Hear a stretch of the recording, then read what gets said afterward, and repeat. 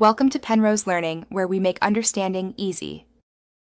You start by setting stance and grip. This establishes control.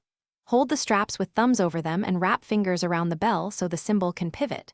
Once done, plant your feet shoulder-width apart and bend knees slightly to absorb motion.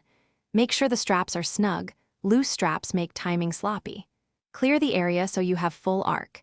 You're now ready to begin the first swings and to feel how the cymbals move in your hand. You progress by practicing strike mechanics and sound control.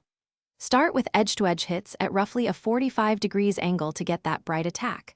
Wrists supply speed, arms supply power, and together they create a clean wash.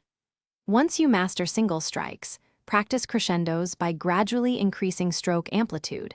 Then work on controlled rolls by alternating microstrikes. Make sure to use a metronome between 60 and 120 BPM so timing stays consistent.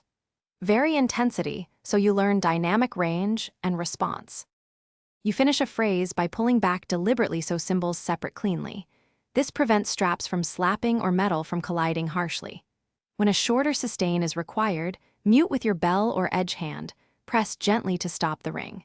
If you hear buzzing, cracks, or uneven sustain, inspect for dents, loose rivets, or warped edges and tighten or replace straps as needed.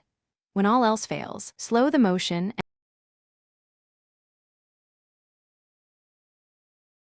Thanks for watching. If this was helpful, leave a like and consider subscribing. See you next time.